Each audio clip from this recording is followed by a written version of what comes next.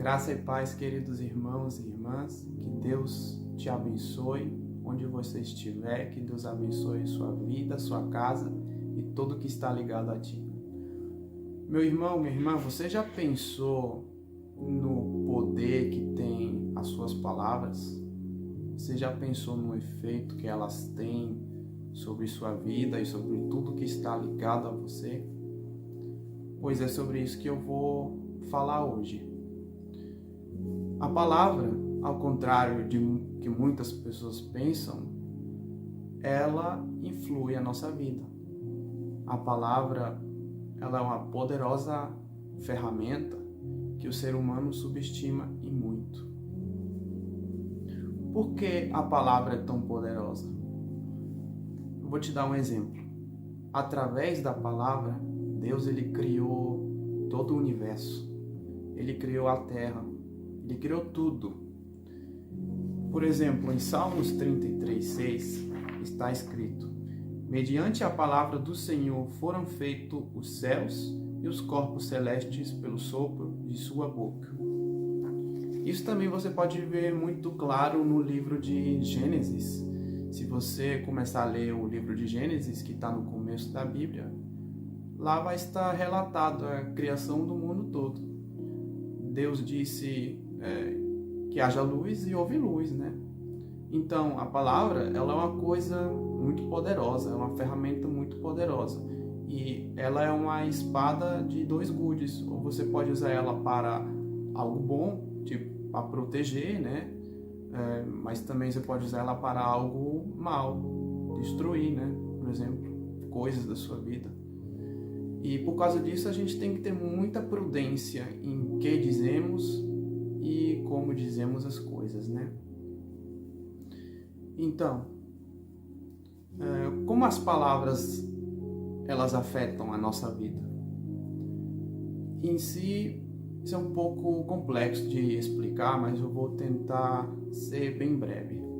As nossas palavras, elas têm efeito no mundo físico, mas antes delas terem efeito no mundo físico, elas têm efeito no mundo espiritual. O que é o mundo espiritual? O mundo espiritual, agora, por exemplo, tudo que você toca, matéria e tudo, está no mundo físico. A gente está no mundo físico.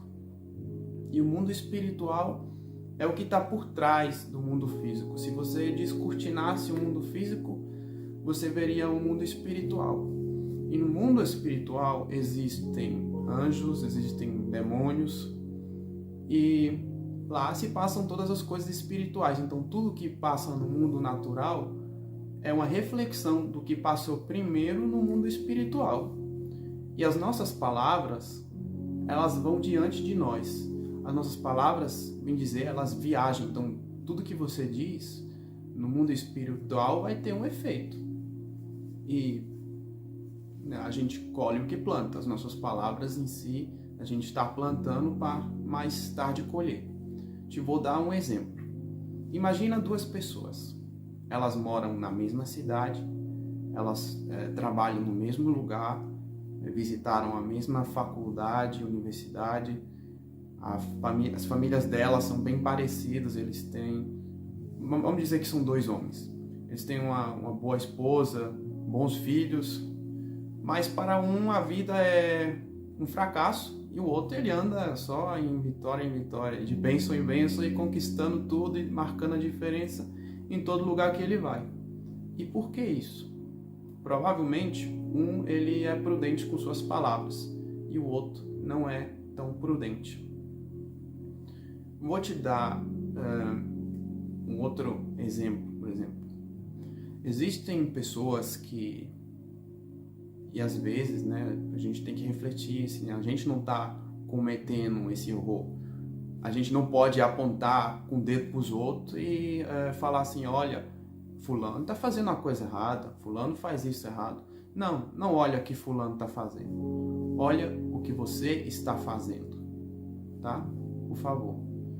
E depois, assim, com amor também, você pode olhar o que os outros estão fazendo, mas ajude, tá? Não critique, não puxe as pessoas para baixo, por favor.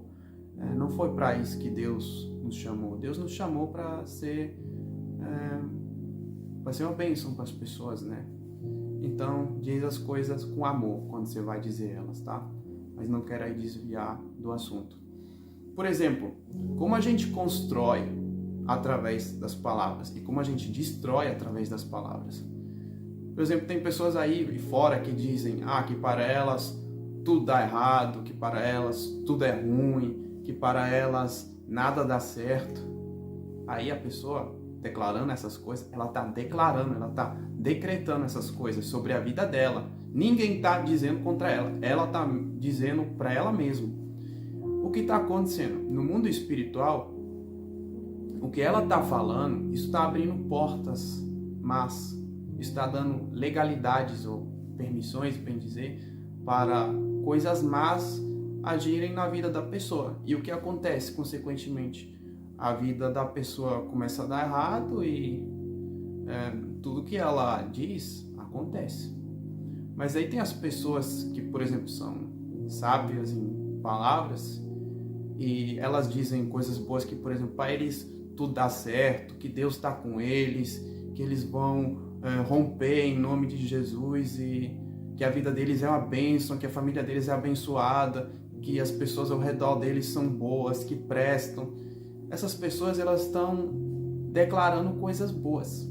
E as coisas boas que essas pessoas estão declarando, elas também estão plantando no mundo espiritual, mas em vez delas colherem uma coisa ruim, elas vão colher uma coisa boa. Elas vão colher o que estão plantando, né? Por causa disso, o meu conselho é que cada um de nós venha refletir sobre o que a gente está dizendo e o que a gente está fazendo certo e o que a gente está fazendo errado, né? E que Deus ajude a cada um a usar as palavras certas, né? Porque cada um de nós tropeça em palavras. Não tem ninguém que não tropeça em palavras, na Bíblia mesmo está escrito, o homem que não tropeça em palavras, esse é perfeito. E a gente sabe, né, que o único perfeito é Jesus.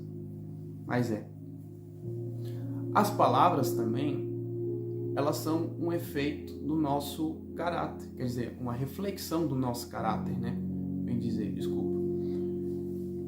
Por exemplo, em Mateus 15, 18 até 19, está escrito: mas as coisas que saem da boca vêm do coração, e são essas que tornam o homem impuro, pois do coração saem os maus pensamentos, os homicídios, os adultérios, as imoralidades sexuais, os roubos, os falsos testemunhos e as calúnias.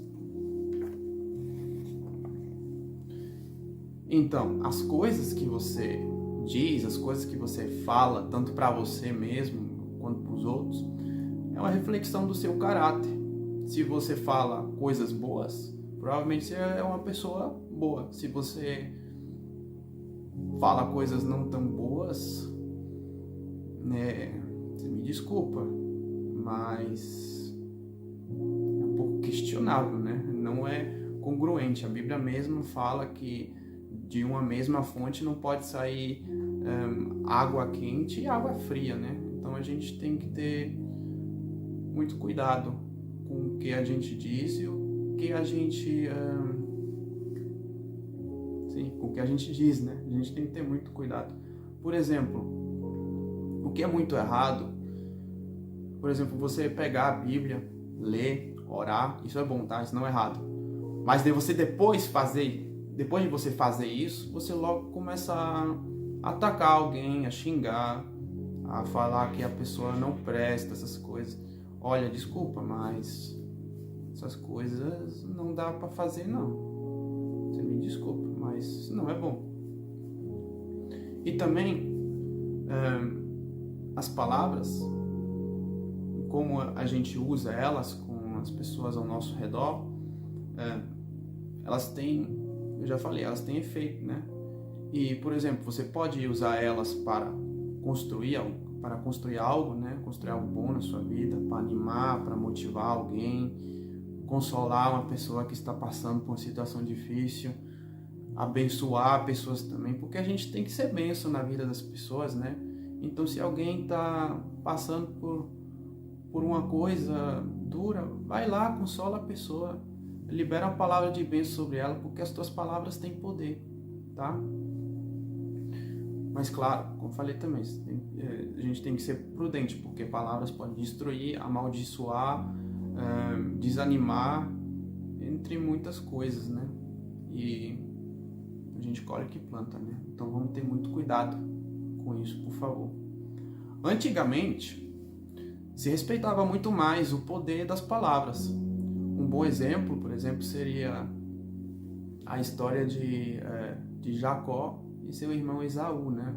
O pai deles, Isaac, ele estava ao ponto de deixar esse mundo, né?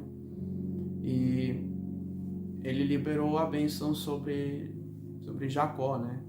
Em vez de Esaú, que era o mais velho. Se você não conhece a história ainda de Isaac, Jacó e Esaú, eu te aconselho você ler ela. É uma história muito boa e a gente aprende muita coisa dela. E o que aconteceu? Jacó roubou de Esaú a bênção, né, do pai, a palavra, e isso teve consequência para os dois, né, bem dizer.